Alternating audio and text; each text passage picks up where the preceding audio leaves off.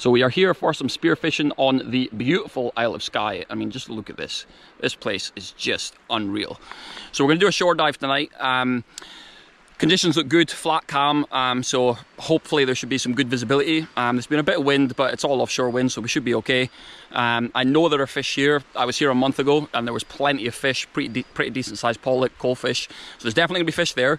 So hopefully we can bring a few home for dinner. So I'm gonna go right up to the end of this kind of headland, and it's gonna be high tide in about 90 minutes. So I'll be diving between kind of 10 and 17 meters probably. And yeah, there's fish there, so let's see if we can get some.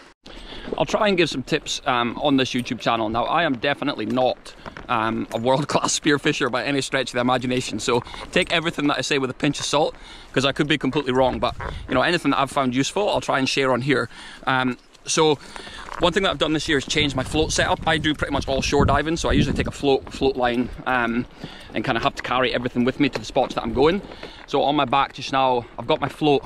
I got some backpack straps off Amazon, a heap of carabiners, bungee cords, and like an ocean pack, a 30-litre ocean pack.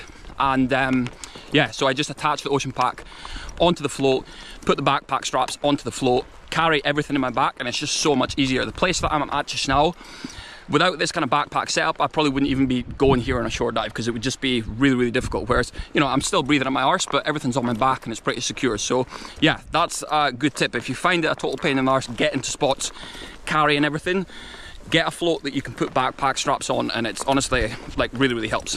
So this is a kind of good sort of casing point for the backpack. I'm pretty much having to scramble up this kind of ridge to get to where I am.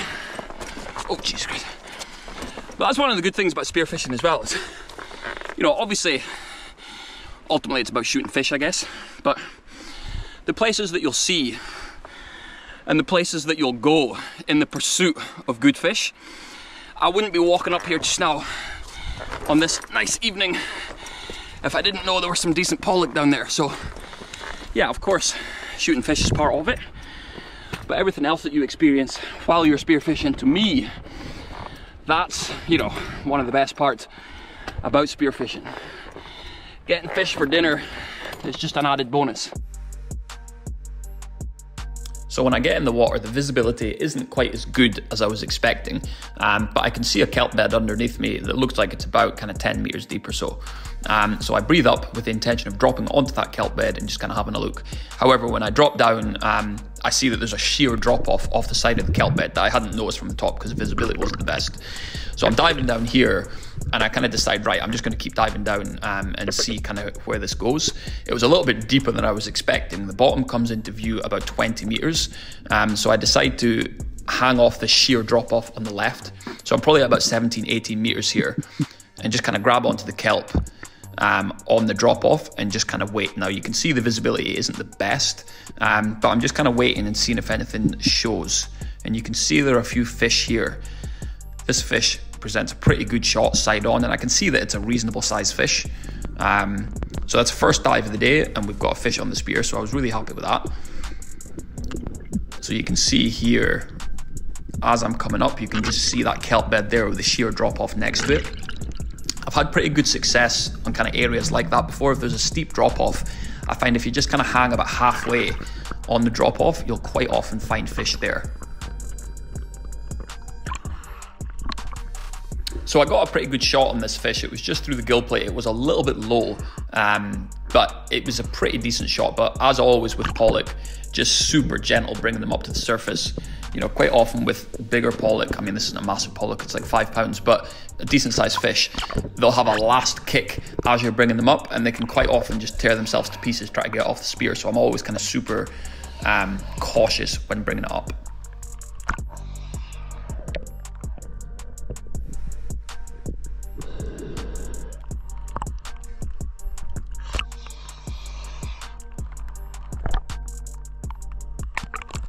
And then, as always, brain and bleed the fish. Number one, to put it out its misery, and number two, supposedly it improves the eating quality of the fish if you bleed it straight away. So that's first drop of the day, and a reasonable 5 pound pollock, so super happy with that. So I did about 7 or 8 dives to this exact same drop-off, but the visibility just really wasn't the best. I mean, you can see here there are fish there, but I can't really make much out, and the current was absolutely ripping. So trying to kind of hold position in the same spot and kind of dive in between 15 to 18 meters, I could really feel myself kind of getting tired pretty quick. So after about 7 or 8 drops without any other fish to show for it, I decided just to kind of move on to a slightly shallower area and just kind of try something different.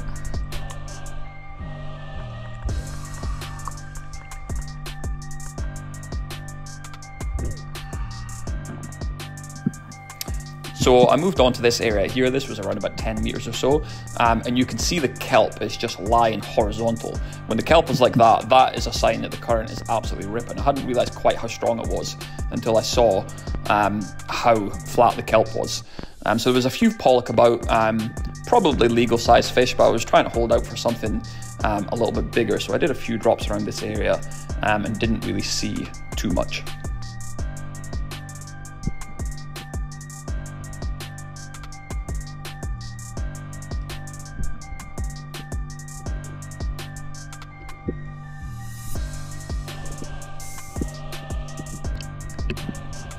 So this clip here is a slightly different area, nowhere near as much current in this area. And I can see there's a few fish off to my right, so I just kind of hold steady and hope that they come into a shootable position, because I can see that they're slightly bigger size fish. But this clip here is how not to do it. So I'm waiting. Now this fish comes in way closer than I expect, and I don't really get a chance to extend my arm, or at least that's my excuse. And I miss a fish that was probably less than a foot away from my spear. But that's the way it goes sometimes. So this clip here is definitely the 2 biggest fish that I saw on this dive, but the key word being saw. That's about as far as it went. But yeah, you can see here, I mean, you can't really make out from the video, but this was a decent sized pollock. I'd say 7-8 pounds. Same here, this one's even bigger, but they're just not having any of it. I can sense my presence, head in another direction, and I never see them again. So this clip here, I drop down and I quite quickly see a fish coming in.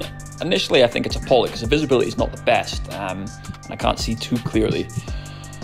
So I just kind of hold off because, you know, with a pollock at that size, I generally wouldn't shoot it. But as it comes in, it turns side on at the last second, and you can see that lateral line that you'll see on a coalfish. And just that slight hesitation means I'm a little bit late in the shot and it's turning away.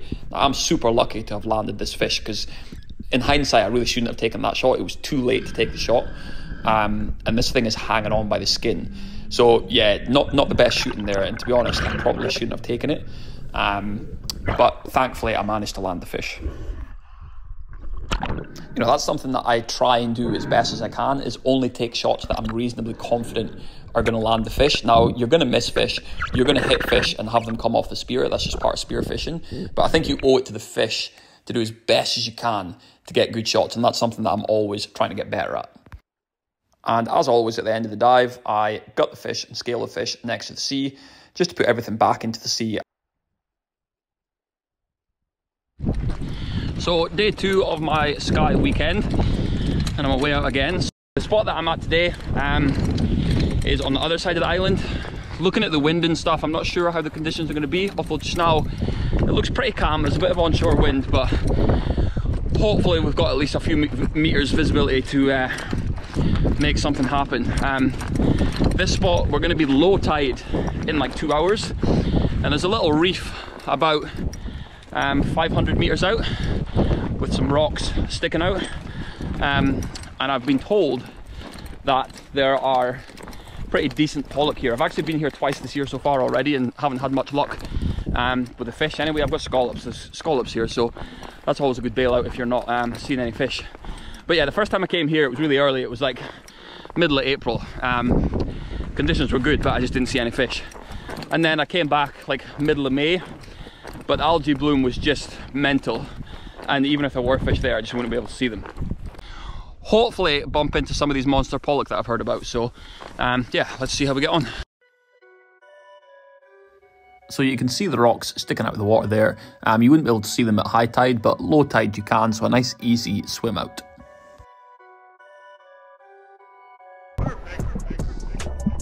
As I said before, this spot has scallops, so as I swim out, I spot what I think is a scallop from the surface.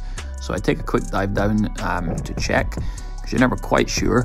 You can see a little crab chilling out underneath that scallop. And yeah, we've got our first scallop of the dive.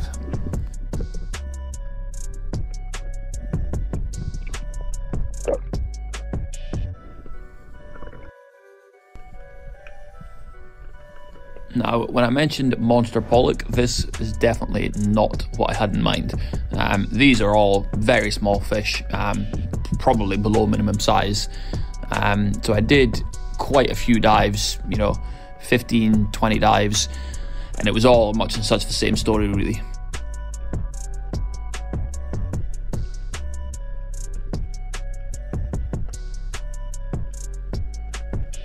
So by this point, I'm pretty much resigned to the fact that I'm probably not going to be seeing any big fish. Of course, you never know, there could be something turn up at any point. But in a situation like this, I'll usually just kind of practice diving anyway. Any time spent in the water is always good. It's just going to build up the breath hold and just kind of build up overall fitness for diving.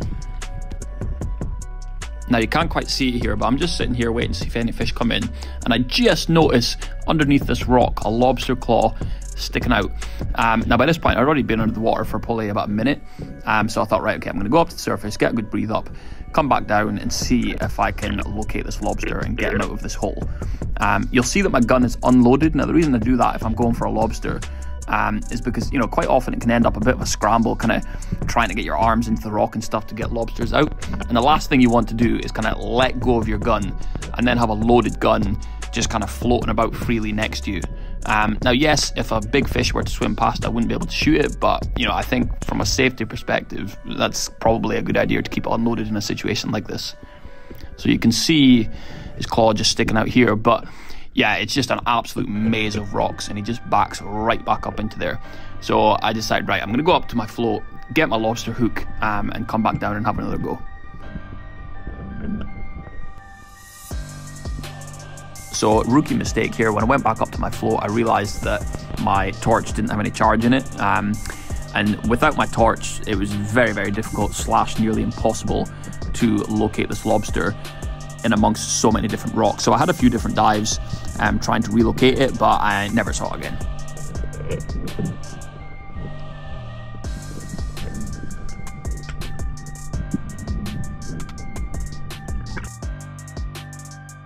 So after a couple hours of diving without seeing any shootable fish and messing about trying to get some lobster, I decided to pop up onto the reef, just give myself kind of 10-20 minutes to kind of chill out, rest a little bit before swimming back in and looking for some scallops.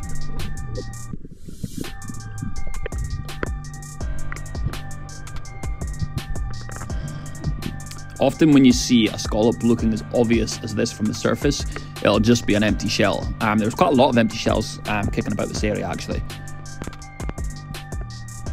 So what I find is the best approach for scallops is just keep diving on things that you think look like they could potentially be a scallop. Now, half the time it might not be, like this example here, so I can see that kind of patch of sand from the surface. I go down, there's nothing there. Here, again, you can see that kind of outline in the sand. Could be one of 100 different things, because you can't quite see from the surface, but I drop down, and then here you can see it's quite obviously a scallop. So yeah, just keep diving on things that look like they may be, and if you do 20 dives, you're probably going to get a few scallops.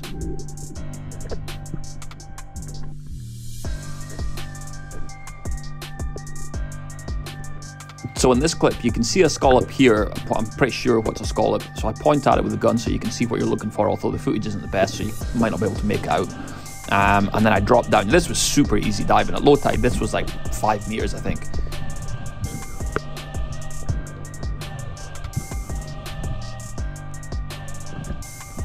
And yeah, again, so you can see they do camouflage themselves pretty well, but there's usually just that kind of telltale signs that kind of give them away.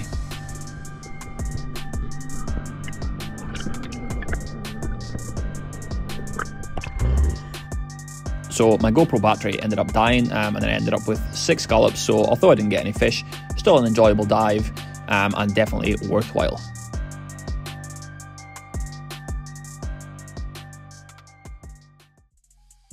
So after not seeing any fish at that spot, the following day I went back to the spot I had been at the previous day to see if I can get a few more fish. So I was feeling pretty fatigued this day after a couple of days diving previous, to be honest, and I just really wasn't up for battling the currents down to like 20 meters like a couple of days before. So I just stuck to the shallower areas. You can see the visibility isn't the best here, but it's definitely still workable. You can see this coalfish here. Now it looks like a reasonable sized fish, so I just kind of hold steady and see if it comes closer, which it does in a minute.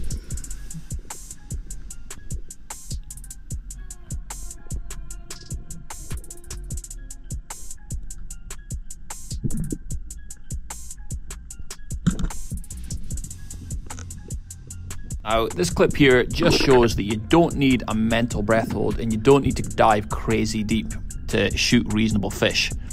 So I dived down to about 8 meters here and instantly see a nice looking pollock cruising through, not phased at all. So I take my time, line up and get a reasonable shot on it. Now this is a pretty decent sized fish. And as always, wary that it's going to rip off, but I managed to get it in my hands and bring it to the surface.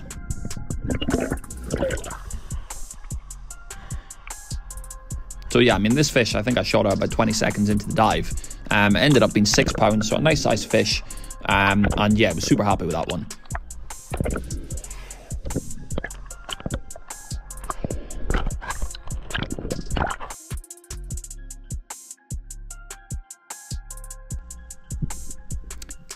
Can't really make it out here, but this was another decent sized pollock coming in, but my breath hold was shot by this point. I'd been under the water about 80 seconds at this point, and I kind of knew by this point I was just not going to have time to line up a good shot before I ran out of air, so I just decided to go up to the surface. Now, this is an interesting / painful clip to watch. Look on the right here, see this fish? I didn't notice that when I was diving down, and it just scurried out the kelp. So I just kind of got myself hunkered down. Now, you can't see in the video, but I could still see that fish just. So, you know, like I was saying previously, you don't need to rush sometimes, just gonna hold steady, and sometimes fish will give you a second chance. Now, if they give you a second chance, you need to make the most of it, which unfortunately I don't do here. So yeah, you can't quite see it in the GoPro, but I could see it coming in. Reasonable sized fish, nothing mental, but shootable. And yeah, missed. So hopefully you enjoyed the video. If you did, like and subscribe, and I will try and get some more videos put up. And like I said earlier in the video, I am by no means an expert. I only started spearfishing 3 years ago, and I would say that I'm probably like just out of that sort of beginner stage now, where everything feels impossible and you feel like you're never going to shoot a fish. And yeah, I'm probably kind of in that intermediate stage now, so still lots to learn, but hopefully on this YouTube channel I can kind of document that learning process.